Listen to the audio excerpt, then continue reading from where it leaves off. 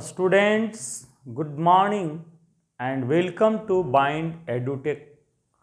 Today, I am going to explain the story Birth written by A.J. Cronin, who was a doctor by training, and this story is an excerpt from Citadel. आज हम लोग birth story पढ़ेंगे जिसके writer AJ. क्रॉनिन हैं। इसको लिया गया है an excerpt from Citadel, an excerpt from Citadel से इसको लिया गया है। A J. Cronin doctor by training थे। इसके जो राइटर हैं, दो तरह के डॉक्टर होते हैं, एक डॉक्टर बाय ट्रेनिंग और दूसरा डॉक्टर बाय डिग्री। तो बहुत सारे लोग जो फिलॉसफी ऑफ डॉक्टरेट करते हैं, बहुत सारे देखेंगे आप कि प्रोफेसर अपने नाम के पहले डॉक्टर लगाते हैं, लेकिन उनको फीवर मापने भी नहीं आता है, तो they are called doctor by degree.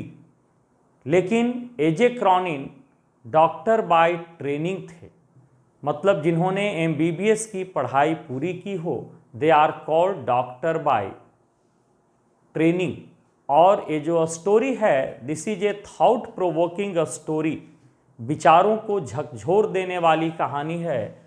और इसके सेंट्रल कैरेक्टर हैं doctor Andrew Manson. Doctor Andrew Manson, he was a newly appointed doctor. He was a newly appointed doctor who had begun his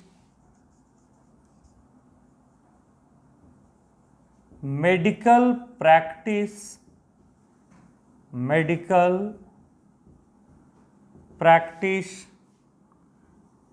as an assistant of doctor Edward Page, उनके boss थे Edward Page, in a small mining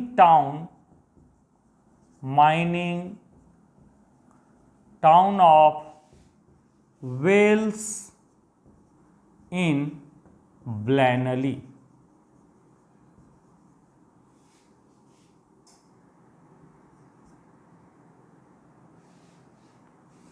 doctor Edward Page के सहायक के रूप में उन्होंने अपनी पहली जो है नौकरी की शुरुआत एक छोटा सा खनिकों का शहर था वेल्स, जो ब्लैनली में आता था, वहीं पर उन्होंने अपने पहले जो है वो शुरुआत की थी अपने नौकरी की ब्लैनली में एडवर्ड पेज के सहायक के रूप में। तो who was doctor Andrew Manson and where was he working? तो doctor Andrew Manson is the main और central character of this story. He had begun his medical practice as an assistant to Dr. Edward Page in a small mining town of Wales in Blanley. अब दूसरा जो character है Christine,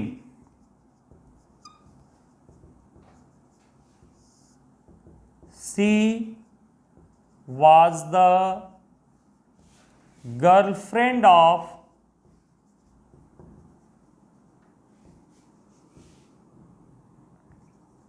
doctor Andrew Manson की girlfriend थी, Andrew Manson. जो Morgan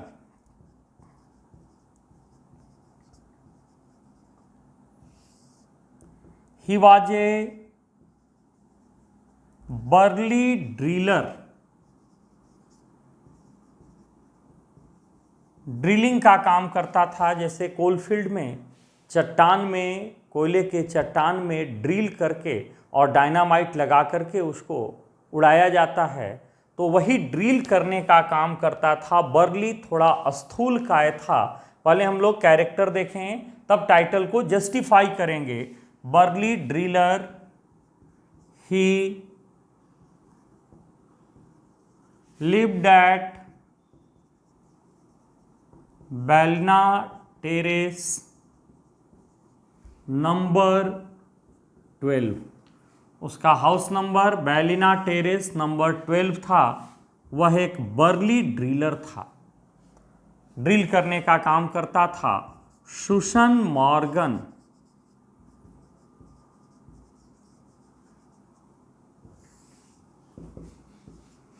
she was the wife of Joe Morgan की पत्नी थी, सुसन मॉर्गन। देखिए, जिस दिन की ये स्टोरी है, जहाँ से सबसे पहले हम लोग इसके टाइटल को जस्टिफाई करें कि why the story is titled as birth. Writer ने इस स्टोरी का टाइटल बर्थ क्यों रखा है। तो सबसे पहले हम लोग जस्टिफाई करें, जस्टिफिकेशन। पहले कैरेक्टर को देखिए एक बार फिर से। Doctor Andrew Manson, protagonist, central character और hero of the story the birth. He was a newly appointed doctor, अभी हाल ही में मेडिकल पढ़ाई पूरा किए थे, और डॉक्टर एडवर्ड पेज के सहायक के रूप में एक छोटा सा खनिकों का शहर था, और वहीं पर वे अपने नौकरी की शुरुआत किए थे। किसके सहायक के रूप में? डॉक्टर एडवर्ड पेज के सहायक के रूप में। क्रिस्टीन गर्लफ्रेंड थी डॉक्टर एंड्रयू मैनसन की, अभी तक वो अनमैरिड थे। जो मॉर्गन एक बर्ली ड्रिलर था, जो कि बेलेना टेरेस नंबर 12 में रहता था। Susan Morgan, she was the wife of Joe Morgan. अब सबसे पहले टाइटल हम लोग जस्टिफाई करें। Justification of title, justification of title.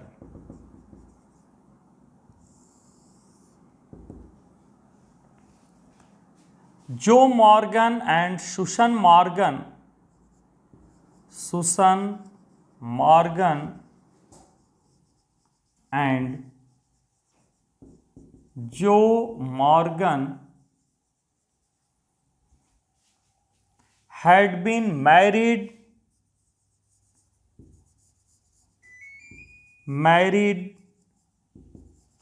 20 years ago। Susan Morgan और जो मॉर्गन की शादी 20 वर्ष पहले हुई थी। How many years ago? 20 years ago। But they had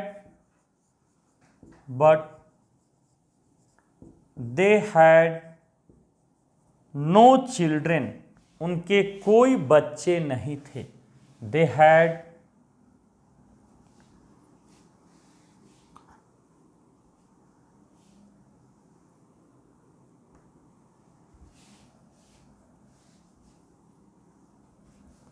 no children, उनके कोई बच्चे नहीं थे।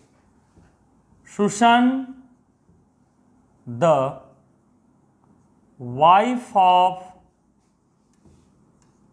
जो Morgan was going to deliver her first child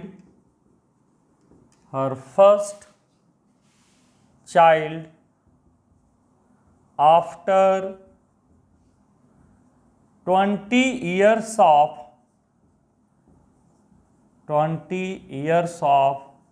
her marriage। Susan Morgan, जो कि जो मॉर्गन की पत्नी थी, अपने शादी के 20 वर्ष के बाद अपने पहले बच्चे को जन्म देने जा रही थी। The entire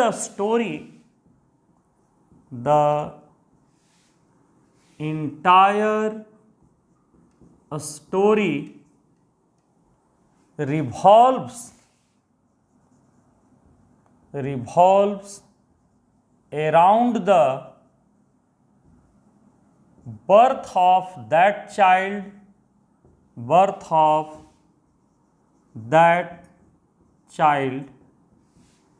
that's why so the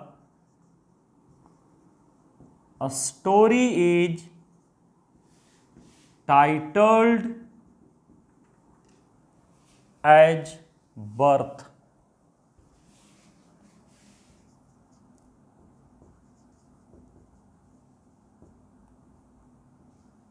which is quite apt मतलब appropriate, logical तर्क संगत, and justified मतलब न्यायोचित है। फिर से एक बार देखिए कैसे हम लोग टाइटल को जस्टिफाई करेंगे। तो Susan Morgan and Joe Morgan had been married how many years ago? 20 years ago, but they had no children, लेकिन उनके कोई बच्चे नहीं थे। Susan, the wife of Joe Morgan, was going to deliver her first child after 20 years of her marriage। The entire story right from the beginning to the end, ये पूरी कहानी शुरू से लेकर अंत तक revolves around the birth of that child, so the story is titled as birth, and the title of the story, the birth, is quite apt, logical and justified. ये जो स्टोरी का टाइटल है वो पूरी तरह से एप्रोप्रिएट है, logical तर्क संगत है, और जस्टिफाइड मीन्स न्यायोचित है। लेखक ने इस टाइटल के साथ पूरी तरह से न्याय किया है। अब यहाँ पर जिस दिन की ये स्टोरी है,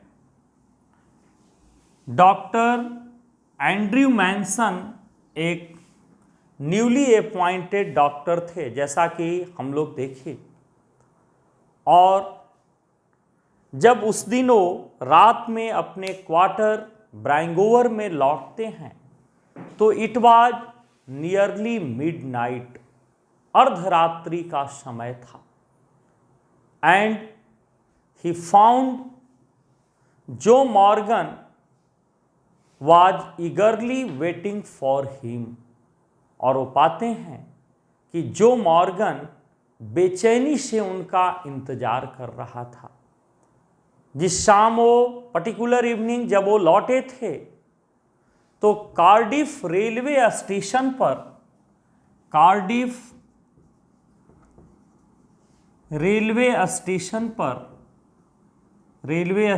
पर एंड्रयू को उनकी गर्लफ्रेंड क्रिस्टिन के साथ झगड़ा हो गई थी। Disappointed meeting. अब गॉड नोज क्यों क्रिस्टिन ने रौद्र रूप ले लिया था, शादी से पहले ही उनकी जमकर उनसे झगड़ा हुई थी। जब एंड्रयू लौटते हैं अपने क्वार्टर में तो that was a midnight, and biting cold, जबरदस्त ठंड थी, हड्डी को भी, बोन को भी पेनेट्रेट कर देने वाली ठंड पड़ रही थी, और मिडनाइट, अर्धरात्रि का समय था। इधर जो मॉर्गन बेचैनी से डॉक्टर एंड्रयू मैनसन का वेट कर रहा था, क्योंकि his wife Susan Morgan was going to deliver her first child after 20 years of her marriage, क्योंकि उसकी पत्नी शादी के 20 वर्ष के बाद अपने पहले बच्चे को जन्म देने जा रही थी, and she needed the immediate help of A doctor, और उसे तत्काल एक डॉक्टर के मदद की जरूरत थी। जब जो मॉर्गन पहुंचता है एंड्रयू मैनसन के क्वार्टर में, तो वहां कोई नहीं था, छोटा सा जगह था और डॉक्टर थे नहीं। अगर और डॉक्टर होते तो जो मॉर्गन कभी भी एंड्रयू का वहां वेट नहीं कर रहा होता, वो दूसरी जगह चला जाता, लेकिन उसके पास वेट करने के अलावा दूसरा कोई विकल्प नहीं था। यू कैन जस्ट इमेजिन कि उस समय उसकी मेंटल कंडीशन कैसी रही होगी, यह जानते हुए कि कोई आएगा। तब तो किसी का वेट करना बिल्कुल टेरिबल, हॉरिफिक कंडीशन हो जाते हैं, बहुत भयावह स्थिति होती है, वेट करना बहुत मुश्किल टारगेट हो जाता है। और ये जानते हुए कि वो आएगा या नहीं, रात के 12 बज रहे हैं, जबरदस्त ठंड है, और उधर उसकी पत्नी जिंदगी और मौत से जूझ रही हो, तो उस व्यक्ति के लिए अनसर्टेनिटी में वेट करना, you can just imagine, we have no words to express his feelings और इमोशन एट दैट टाइम।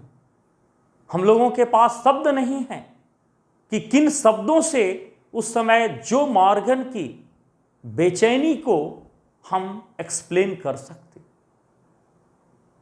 जब एंड्रयू पहुंचते हैं वहां, तो यू कैन इमेजिन कि उनको देख करके जो मॉर्गन कितना खुश हुआ होगा। अब एंड्रयू की जो कंडीशन थी, उनका एक तरफ से जो फिजिकल रिक्वायरमेंट, वो मानसिक रूप से बहुत ही थके हुए थे, जबरदस्त, और थोड़ी भी इच्छा नहीं हो रही थी। लेकिन दूसरी ओर उनकी प्रोफेशनल इथिक्स, पेशे के नियम, उनकी अंतरात्मा से आवाज आ रही कि एंड्रयू, तुम एक डॉक्टर हो, और डॉक्टर का पहला कर्तव्य होता है रोगी का जिंदगी बचाना। क्योंकि जब डॉक्टरी की डिग्री अवार्ड होती है, तो एक तरह से वो ओथ लेते हैं अपने सर्टिफिकेट पर कि रोगी का जिंदगी ही मेरे लिए सर्वोपरि लक्ष्य होगा, मैं अपनी जिंदगी दांव पर लगाकर भी रोगी का जिंदगी बचाऊंगा। भले आज के डॉक्टर मौका मिलते किडनी बेच देते हैं, लेकिन doctor Andrew was a doctor in the real sense. Andrew Manson वास्तविक अर्थों में एक डॉक्टर थे, who used to love and respect his professional ethics, जो अपने पेशे के नियमों का सम्मान करते थे, अपने पेशे के नियमों से प्यार करते थे। अब यहाँ पर उनकी उलझन दो डायलिमा है। एक तरफ तो फिजिकली और मेंटली एंड्रयू टायर्ड थे, क्योंकि कार्डिफ रेलवे स्टेशन पर उनकी गर्लफ्रेंड से उनकी ज़बरदस्त डिसअपॉइंटेड मीटिंग हुई थी, निराशाजनक मुलाकात से वो लौट रहे थे। एक एक बातें उनके मन में हाउंट कर रही थी क्रिस्टीन की, तो दूसरी ओर उनकी प्रोफेशनल एथिक्स, पैसे के नियम उनको मजबूर कर रहे थे। एंड्रयू अपने सारे पर्सनल प्रॉब्लम्स को दरकिनार करके और जो मॉर्गन के साथ उसके क्वार्टर बैलिना टेरेस नंबर 12 के तरफ चल पड़ते हैं। एंड्रयू ने कल्पना भी नहीं की होगी कि आज की जो कॉल है पूरे ब्लैंगली में उनके फ्यूचर को प्रभावित करेगी और ईश्वर इतना बड़ा उनका परीक्षा लेने जा रहे हैं। जब वहां पर पहुंचते हैं तो एक लंबे संघर्ष के बाद बच्चे का जन्म होता है, but child was looking quite lifeless and the mother had reached at the verge of the death। जब बच्चे का जन्म हुआ तो बच्चा बिल्कुल लाइफलेस, उसमें जीवन के कोई संकेत दिखाई नहीं पड़ रहे थे और मां मौत के कगार पर पहुंच चुकी थी। अब एंड्रयू की जबरदस्त धर्म संकट थी कि वो क्या करें। Andrew find himself in a great dilemma. He was hesitated, torn between his two desires. On the one hand, he wanted to resuscitate the child, and on the other hand, he also wanted to save the mother. Andrew was in a great dilemma or confusion. Whom to treat first, the mother or the child? And as a doctor, he was obliged to treat both. Andrew यहाँ पर जब बच्चे का जन्म निर्जीव होता है और माँ मौत के कगार पर थी, तो एंड्रयू अपने आप को जबरदस्त धर्म संकट में फंसे पाते हैं कि वो क्या करें, पहले माँ का इलाज करें या बच्चे का। और एक डॉक्टर होने के नाते उनके दोनों कर्तव्य थे, माँ को भी बचाना और बच्चे को भी। अगर आप इमेजिन कीजिए कि जो 20 वर्ष के बाद अपने पहले बच्चे को जन्म देने जा रही हो, उस बच्चे को लेकर कितने एक्सपेक्टेशन रहे होंगे।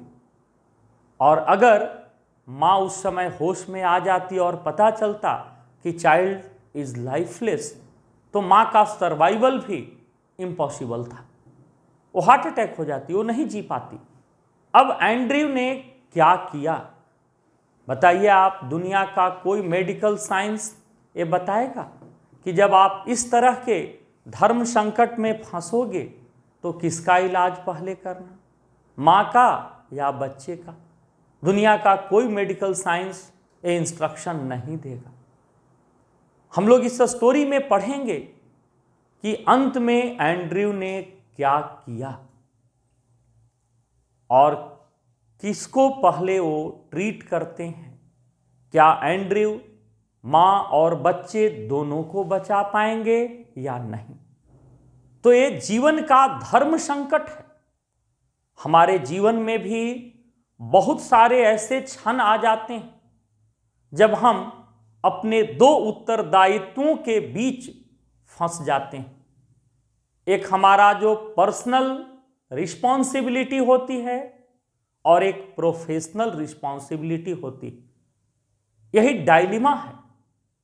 और लेकिन हमेशा हमें ध्यान में रखना चाहिए कि जो व्यक्ति अपने प्रोफेशनल इथिक्स से, अपने पेशे के नियमों से प्यार करता है, ईश्वर हमेशा उसकी मदद करते हैं। अगर एंड्रयू की यहाँ पर देखिए, उनका फिजिकल रिक्वायरमेंट और यहां प्रोफेशनल इथिक्स, किस तरह से एंड्रयू जूझ रहे हैं। लेकिन उन्होंने किसको जो है प्रायोरिटी दी, अपने प्रोफेशनल इथिक्स को। अब यहां पर एज ए डॉक्टर उनके दोनों कर्तव्य बन रहे थे। अगर सोचिए कि एंड्रयू की जो कंडीशन थी कि अगर सपोज कीजिए कि कोई अगर जज हो और उसके पास उसके इकलौते बेटे की फांसी की सजा उसको सुनानी हो, उसने क्राइम किया, तो लिखते समय उसकी जो धर्म संकट होगी वो कितनी जबरदस्त होगी। एक तरफ तो उसका पर्सनल जो है लाइफ और दूसरे तरफ प्रोफेशनल इथिक्स। एक तरफ उसका जो है पर्सनल रिलेशन वो कचोटेगा कि जिस अंगुली से पकड़कर मैंने उसे चलना सिखाया, आज उसी उंगली से उसके जीवन का अंतिम अध्याय लिखना है। तो एक तरफ तो पिता का प्यार उसको खींचेगा, लेकिन दूसरी तरफ उसकी अंतरात्मा से आवाज आएगी कि न्यायाधीश की कुर्सी पर बैठकर कोई किसी का पिता और पुत्र नहीं होता, तुमको न्याय करना है। तो you can just imagine, that is the dilemma of life. इसी को जीवन का धर्म संकट कहते हैं, अंतर्द्वंद कहते हैं कि वो किसको चुने। एक पिता की भूमिका भी खींचेगी तो दूसरी तरफ से उसका प्रोफेशनल इथिक्स। अंतरात्मा कहेगी कि न्यायाधीश की कुर्सी पर बैठकर कोई किसी का पिता और पुत्र नहीं होता, तुमको न्याय करना है। तो किस तरह से व्यक्ति उत्तरदायित्वों के द्वंद्व में फंसता है। अगर आप कहें कि एंड्रयू की स्थिति उस लेडी के समान थी जिसके सामने दो विकल्प, एक तरफ उसके पति की हत्या होनी है तो दूसरे तरफ उसके बेटे की, वो क्या करेगा, करेगी। एक तरफ उसकी सुहाग दाव पर लगी हुई है तो एक तरफ उसकी गोद लगी हुई, और दोनों में से एक चुनना है। Is it possible? Quite impossible.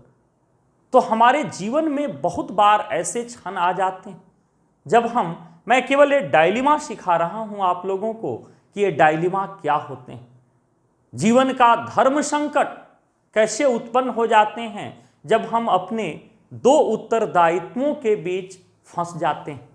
अगर आप थोड़ा सा बैक चलें तो आपने हरिश्चंद्र का नाम सुना होगा। उनके सामने जब विश्वामित्र उनकी परीक्षा ले रहे थे तो पूरे उन्होंने स्वप्न में दान दे दिया था, और जब लास्ट में गुरु दक्षिणा देने की बात आई तो अब उनके पास कोई विकल्प नहीं बचा, तो अपने स्वयं जो है चंडाल की नौकरी डोम के हाथ बेच दिए थे और पत्नी और बच्चे को एक ब्राह्मण के हाथ। उनके बेटे का नाम रोहितास था, रोहितास जिसके नाम पर रोहतासगढ़ है, रोहित। स्नैक बाइट से उसकी मौत होती है, और आज भी बनारस का वो मणिकर्णिका घाट मौजूद है जहाँ पर हरिश्चंद्र की आदमकद प्रतिमा है, और उसी घाट के रखवाले थे। जब उनकी पत्नी उस अपने बेटे के डेड बॉडी को लेकर जाती तो हरिश्चंद्र रोक देते कि बिना घाट का टैक्स चुकाए हुए तुम इसको यहाँ पर नहीं क्रिमेट कर सकती हो, नहीं जला सकती हो। स्थिति इतनी विकट थी कि कफन के लिए पैसे नहीं थे, तो घाट का टैक्स कहाँ से चुकाती। वो रोती है, बिलखती है कि जब मेरे पास कफन के पैसे नहीं हैं तो मैं घाट का टैक्स कहाँ से चुकाऊंगी। लेकिन हरिश्चंद्र जो है टस से मस नहीं होते हैं। एक तरफ क्या उनके अंदर पिता की भूमिका नहीं थी? एक तरफ पिता की भूमिका जरूर खींच रही होगी, लेकिन दूसरी तरफ प्रोफेशनल इथिक्स कि हरिश्चंद्र तुम इस घाट के रखवाले हो, चाहे जो आ जाए बिना टैक्स लिए हुए तुमको जाने देना नहीं। और जब लास्ट में उनकी पत्नी अपने साड़ी का आंचल फाड़ती घाट का टैक्स चुकाने के लिए, तो ब्रह्मांड उस समय हिल जाता है। उनकी परीक्षा चल रही थी, लेकिन देखिए यहां पर भी उन्होंने अपने प्रोफेशनल इथिक्स को प्रायोरिटी दिया। इस स्टोरी में किस तरह से एंड्रयू उलझते हैं, लेकिन उन्होंने अपने प्रोफेशनल इथिक्स को ही प्रायोरिटी देकर अर्धरात्रि के समय वहां पर जाते हैं। अब वहां पर जाने के बाद जो कंडीशन बनते हैं कि मां reached at the verge of death, मौत के कगार पर, and child was born lifeless, बच्चा निर्जीव। अब दोनों में किसको ट्रीट किए और एंड्रयू ने अंत में क्या किया, उस डायलिमा को कैसे सॉल्व किया और एंड्रयू को ईश्वर ने कैसे मदद की, इस चीज को हम लोग क्रिटिकली एग्जामिन करेंगे इस स्टोरी बर्थ में। अब हम लोग इसके बाद अगले वीडियो से line by line with question and answer इसको एक्सप्लेन करेंगे। थैंक्स।